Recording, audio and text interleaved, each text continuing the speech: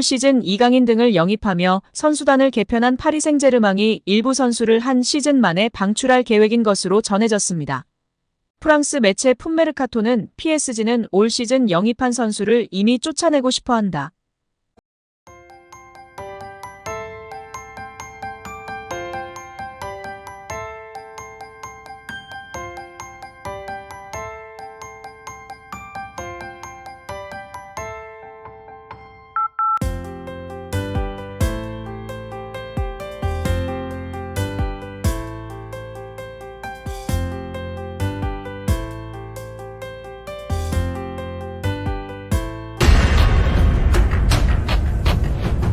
여기에 이강인 선수가 경기 후 파리 생제르맹 선수들과 애프터를 즐기며 환호하는 장면들이 축구 커뮤니티에서 화제가 되고 있습니다. 팬들은 너무 신나 보인다. 가장 귀여워.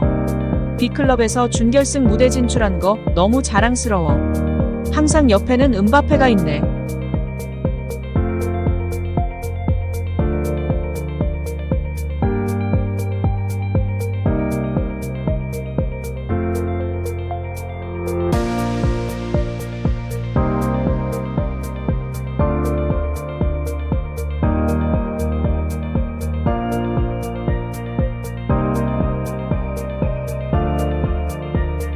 단장님이랑 완전 친하네. 강인이가 기뻐하고 있어. 나도 기분이 좋다. 등의 반응을 보이고 있습니다.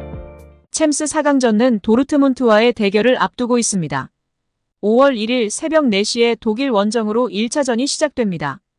이후 5월 8일에는 파리에서 2차전이 예정되어 있는데요. 꼭 결승 무대 밟고 우승까지 갔으면 좋겠습니다. 통계 매체 스코어 90에 따르면 도르트문트와 파리 생제르맹과의 4강 대결에서 결승 진출팀은 파리 생제르맹이라고 예상하고 있습니다. 무려 69%대 31%로 압도적인 차이인데요. 챔피언스리그 우승 확률은 레알이 39%, 파리가 27%, 뮌헨이 25%, 돌문이 9%입니다. 그러나 말 그래도 확률이고 이전 확률에서는 맨시티가 가장 높은 확률이었고 아스날도 뮌헨을 이길 확률이 높았으나 바뀌었습니다. 어떻게 될지 모르고 참고만 할 뿐인데요. 4강에서 반드시 돌문 잡고 결승에서 레알 잡고 우승했으면 좋겠습니다. 올 시즌 이강인 등을 영입하며 선수단을 개편한 파리 생제르맹이 일부 선수를 한 시즌 만에 방출할 계획인 것으로 전해졌습니다.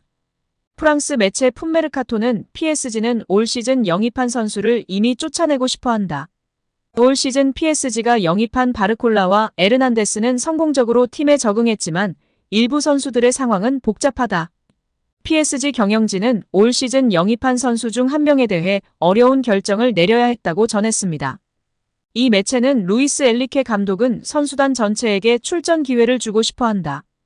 특히 이강인, 베랄도, 바르콜라, 덴벨레, 에르난데스는 많은 출전 기회를 얻었다면서도 반면 무아니, 우가르텟 하무스, 슈크리니아르 같은 일부 선수들은 어려움을 겪었다고 언급했습니다.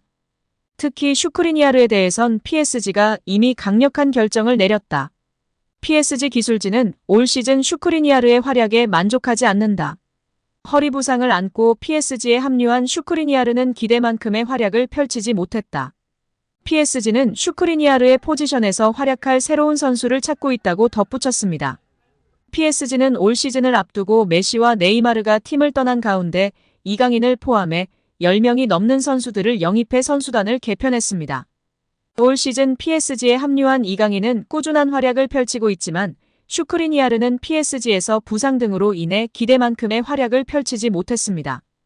인터밀란의 주장으로 활약하며 2020년도 시즌 리그 우승을 이끌기도 했던 슈크리니아르는 PSG 합류한 후 한 시즌도 되지 않아 유력한 방출 후보로 거론되고 있는 충격적인 소식입니다. 어떻게 보면 이강인 선수는 실력과 잠재력, 스타성을 인정받아 파리 생제르맹의 중요 선수로 평가받고 있는 것에 자부심이 느껴지는 것 같습니다. PSG의 동료들도 인정했습니다. 이강인의 시야와 정확도는 PSG에서도 정상급이라는 극찬을 들으며 화제입니다. 프랑스 베팅업체 파리온스 스포츠는 유튜브 채널에 2개의 쇼츠 영상을 올렸습니다. PSG의 미드필더 비티냐와 공격수인 브래들리 바르콜라가 각 부문별로 PSG에서 뛰어난 선수를 뽑는 것이었습니다. 두 선수는 오른발을 잘 쓰는 선수, 신체 능력이 뛰어난 선수, 시야가 좋은 선수 등 10가지 문항에 답했습니다. 이강인은 두 선수의 선택을 받았습니다. 비티냐는 시야가 좋은 선수의 이강인을 뽑았고 바르콜라는 정확도가 높은 선수의 이강인을 선정했습니다. 두 선수는 이외에도 오른발을 잘 쓰는 선수로 킬리안 음바페를 선정하는 등 공통된 답변을 내놨습니다. 비티냐와 바르콜라는 이강인의 동료이자 경쟁자라고 할 수 있는데요. 경쟁자인 두 선수가 이강인을 뛰어나다고 선정해 이 선택이 의미 있다고 할 수 있습니다. 비티냐는 중앙 미드필더, 바르콜라는 좌측 윙어로 뛰지만 이강인은 두 포지션을 모두 소화하기에 경쟁하는 선수들입니다. 이강인은 PSG에서 공격진의 거의 모든 포지션을 소화하고 있습니다. 최전방 공격수를 제외하고 중앙 미드필더부터 좌우 윙어까지 모두 뛰고 있습니다. 하무스가 부진할 때에는 최전방 공격수 자리에서 폴스나인으로도 뛰었습니다. 그만큼 멀티플레이어 능력이 뛰어나고 다재다능하다는 것을 알 수 있습니다. PSG의 루이스 엘리케 감독 역시 이강인을 인정했습니다. 엘리케 감독은 이강인의 역할을 정해두지 않으며 그는 멀티플레이어로 뛸 수 있어 활용도가 매우 높다고 말했습니다. 이강인은 이번 시즌을 앞두고 스페인의 마요르카를 떠나 프랑스의 명문 PSG로 둥지를 틀었습니다. 이강인은 엘리케 감독 아래에서 기회를 꾸준히 받고 있습니다. 지난 9월 항저우 아시안게임과 1월 아시안컵 차출로 팀 훈련을 소화하지 못했음에도 엘리케 감독은 그에게 기회를 주고 있습니다. 이강인은 리그 15경기에서 출전하며 2골과 2개의 도움을 기록하고 있습니다. 이강인은 PSG에서 우승컵도 들어올렸는데요. 지난 1월 아시안컵 합류 직전 본인의 의지로 프랑스의 슈퍼컵인 트로페 대 샹피용에 출전했습니다. 이 대회 출전으로 이강인의 국가대표팀 합류가 늦어졌으나 이 경기에서 선제골이자 결승골을 넣으며 팀 우승의 주역이 됐습니다. PSG는 이강인과 음바페의 득점에 힘입어 툴루즈를 상대로 2대0 승리를 거뒀습니다. 이강인의 강점은 볼키핑과 창의적인 플레이입니다. 비티냐와 바르콜라가 꼽은 것처럼 시야가 넓고 패스나 슈팅 정확도가 매우 높습니다. 지난 18일 몽펠리에와의 리그 경기에서 페널티 박스 밖에서 자신의 주발인 왼발로 정교한 가마차기 득점을 선보였습니다. 그의 활약은 국가대표에서도 여전했습니다.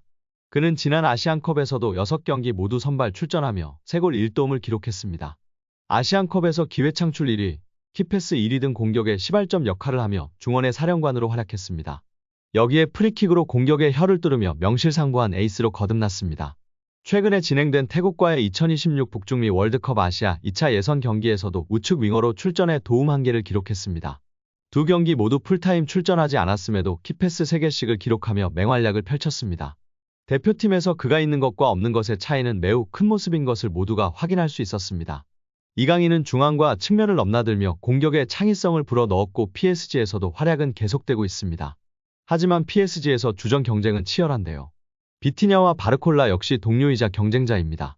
이강인의 위치가 정해지지 않았기에 포지션이 다른 두 선수들이 경쟁자가 됐습니다. 비티냐는 이번 시즌 1군 데뷔 후 최고의 활약을 보이고 있습니다. 중앙 미드필더임에도 리그 24경기에서 6골과 4개의 도움을 기록하고 있습니다. 그는 이강인과 마찬가지로 시야와 패스가 뛰어나며 프리킥을 전담할 정도로 킥 능력도 좋다는 평가입니다. 바르콜라는 시야가 좋은 선수로 비티냐를 택했습니다. 바르콜라는 이강인, 비티냐와 스타일이 다른데요. 그는 윙어로 빠른 스피드를 바탕으로 한 측면 플레이에 능숙합니다. 결정력에 있어서는 아쉬운 모습이지만 측면에서의 파괴력과 직선적인 플레이가 두각을 나타내는 선수입니다.